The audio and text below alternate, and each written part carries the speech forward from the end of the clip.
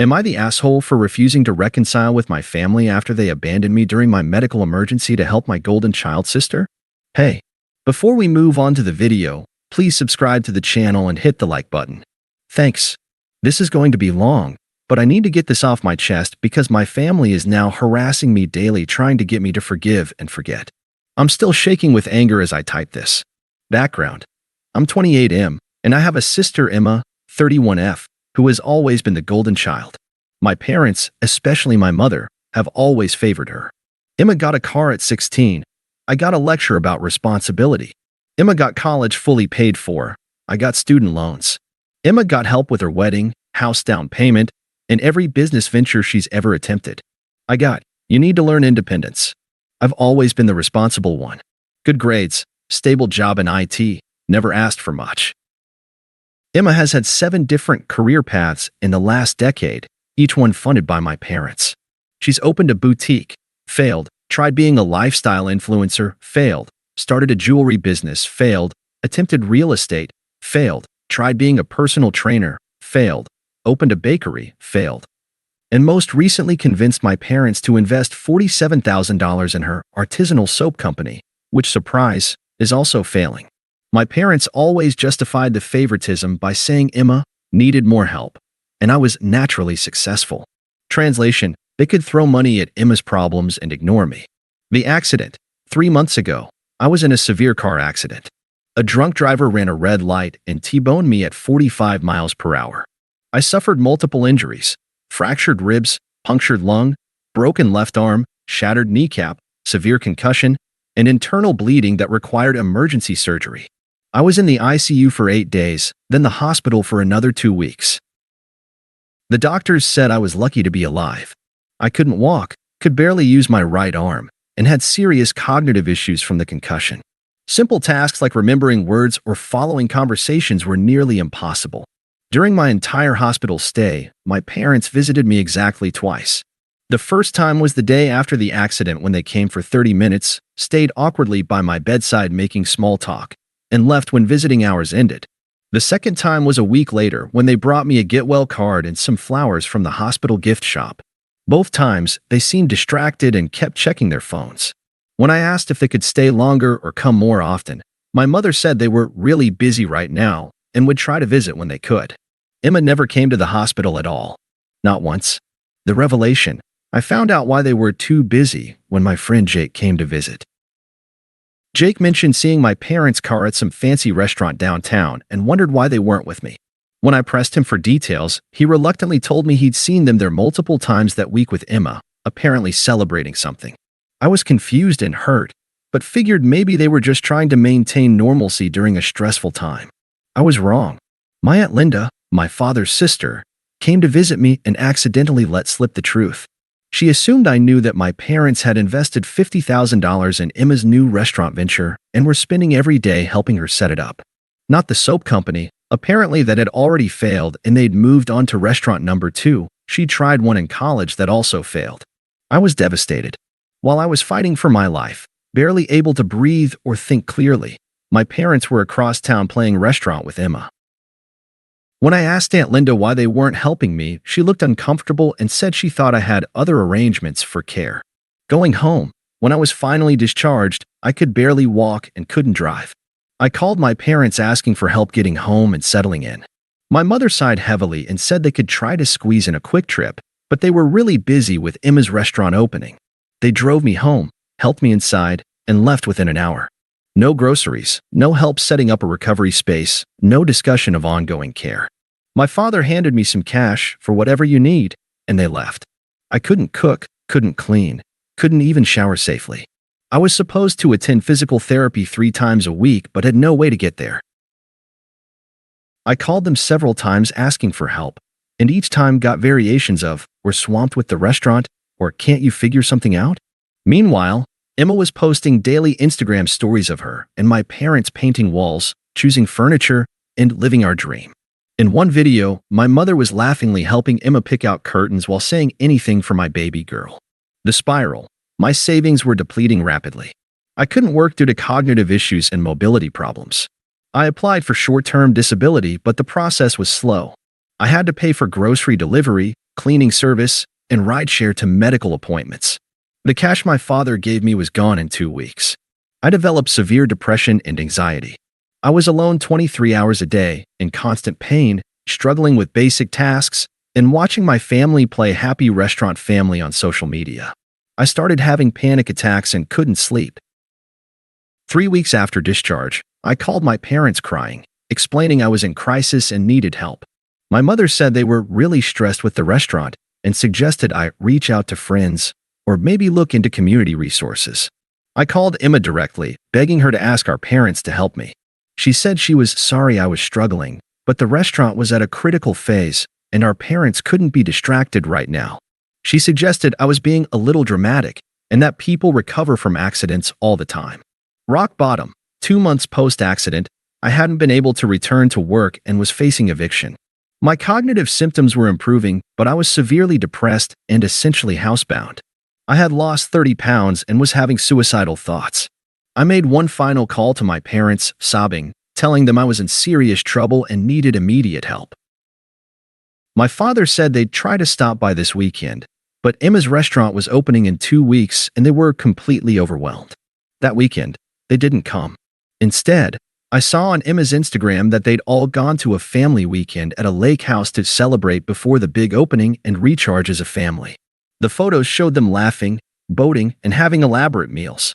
One photo was captioned, "Grateful for family time with my amazing parents who support all my dreams."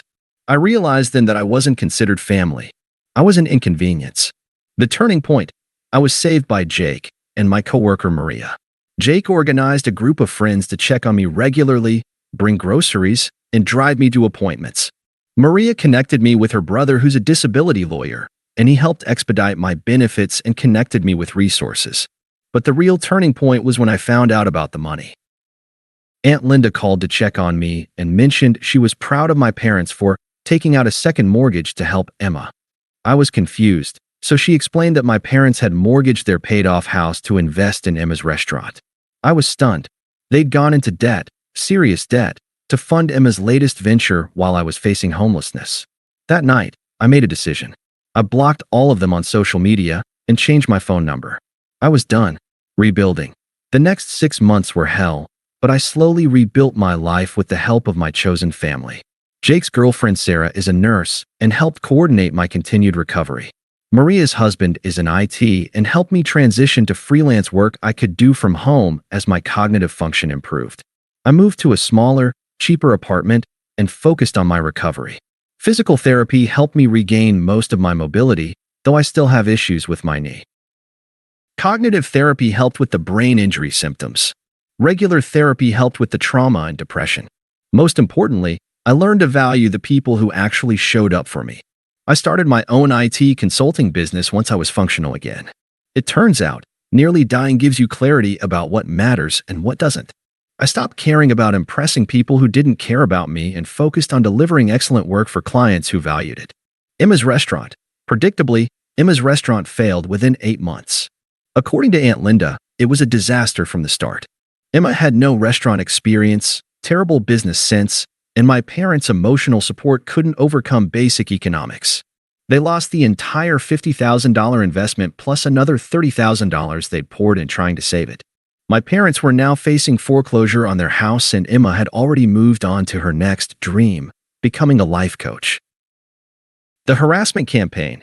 2 weeks ago, Emma found my new number somehow and started texting me. The messages started apologetic.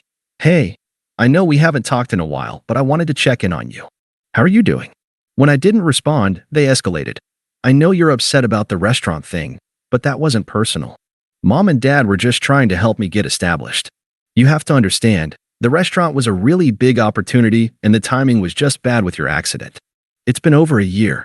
Don't you think you're being a little dramatic about this?" Then my parents started calling from different numbers. My mother left voicemails crying about how family is everything and they never meant to hurt me. My father left angry messages about how I was being selfish and needed to get over it. The messages revealed a lot about their mindset.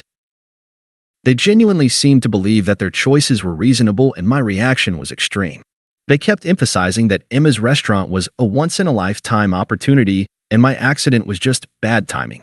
None of the messages included an actual apology or acknowledgement of what they'd done. The guilt campaign. When direct contact didn't work, they started using extended family. Aunt Linda called saying my parents were devastated and the family was falling apart. Various cousins reached out saying I should forgive and move on, and that family disagreements happen. My grandmother, father's mother, called crying, saying she didn't understand why I was punishing my parents and that she was afraid she'd die before seeing the family together again. The manipulation was incredible. Suddenly, I was the bad guy for not forgiving them. My suffering during the accident and recovery was minimized while their current emotional distress was treated as a crisis. Emma sent a long letter through Aunt Linda that was a masterpiece of non-apology apologies. I'm sorry you felt abandoned during your recovery. I hope you can understand that Mom and Dad were just trying to help me at a crucial time in my career. The restaurant represented years of planning and dreaming, and the timing with your accident was just unfortunate. I never meant for you to feel like we didn't care about you. I hope we can put this behind us and move forward as a family. Note how nothing in that letter acknowledged wrongdoing or took responsibility. I felt abandoned, implying my feelings were wrong. The timing was unfortunate, implying it was coincidence, not choice. And she never meant for me to feel uncared for, implying my feelings were a misunderstanding, not a response to their actions. The latest escalation. Yesterday, my parents showed up at my apartment building. The doorman called up and I refused to see them, so they spent 2 hours in the lobby hoping to catch me coming or going. They finally left, but not before my father slipped a note under my door that said, "Son, we love you and we're family." Emma is struggling financially after the restaurant and we're facing some difficulties too. We need to stick together as a family during hard times. Whatever happened before, we need to move past it. Call us. The audacity was breathtaking. They're facing consequences for their choices and suddenly family matters. When I was struggling alone, family was an inconvenience. Now that they need help, family is everything. My current situation, I'm doing well now. My IT consulting business is successful. I'm in a great relationship with someone who actually cares about me, and I have a chosen family of friends who've proven they'll show up when it matters. I have ongoing issues from the accident. My knee will never be the same, and I still have occasional cognitive symptoms, but I've adapted and built a good life despite their abandonment. I feel no desire to reconcile with people who only value me when they need something. So here's where I need perspective. Everyone is telling me I should forgive them. That family is family, that people make mistakes, that holding grudges is unhealthy. Aunt Linda says my parents are genuinely sorry and have learned their lesson. My grandmother is using her age and health to guilt me into reconciling. But here's what I can't get past. They made a choice. When I was fighting for my life, they chose Emma's restaurant over my survival. They weren't busy with work or dealing with their own crisis. They were actively investing time, energy, and money in Emma while I suffered alone. They didn't just fail to help. They prioritized something else entirely while I was in crisis. And now they only want reconciliation because they're facing consequences for their choices. Emma's restaurant failed and they're in financial trouble. If Emma's restaurant had succeeded, would they have ever reached out to me? I don't think I'm holding a grudge. I think I'm protecting myself from people who've shown me exactly who they are. But the constant pressure from extended family is wearing me down. Maybe I am being too harsh. Maybe I should give them another chance. Am I the asshole for refusing to reconcile with my family after they abandoned me during my medical emergency? Edit 1. Wow, the response to this has been overwhelming. Thank you to everyone who shared their own experiences and perspectives. A few people asked for clarification on some points. Yes, I have all the medical records documenting the severity of my injuries and recovery timeline. The doctor's notes clearly state I needed assistance with daily living activities for months. Yes, I have screenshots of Emma's social media posts during this time showing my parents helping with the restaurant while I was in crisis. No, I never asked them for money. I asked for basic help, rides to medical appointments, occasional grocery runs, maybe staying with me for a few days after discharge. They couldn't spare time for any of it. Several people asked about the $50,000 investment timing. According to Aunt Linda, they made the initial investment 2 weeks before my accident, then continued investing time and additional money throughout my recovery period. Edit 2. Some people suggested this might be a gender favoritism issue, but I don't think that's the primary factor. My parents have 2 sons-in-law they treat better than me. It's specifically about Emma being the golden child, not about gender. Also, a few people questioned whether I'm exaggerating the severity of my injuries. I spent 20 days in the hospital, had emergency surgery, and couldn't walk unassisted for 6 weeks. I have permanent damage to my knee and ongoing issues with memory and concentration. This wasn't a minor fender bender. Edit 3. To address some of the white EA comments. Yes, I'm an adult who should be able to handle my own recovery. But when you can't drive, can barely walk, have cognitive impairment, and are on heavy pain medication, basic survival becomes difficult. I wasn't asking them to be full-time caregivers. I was asking for the kind of basic family support most people take for granted during medical crises. The issue isn't that they couldn't help, though they clearly could have, given the time and energy they were investing elsewhere. The issue is that they chose not to help because something else was more important to them. Edit 4. Several people asked what I want from reconciliation. Honestly, I don't know if there's anything they could do at this point. The damage feels permanent. A genuine apology acknowledging what they did and why it was wrong would be a start. Not, sorry you felt abandoned, but sorry we abandoned you.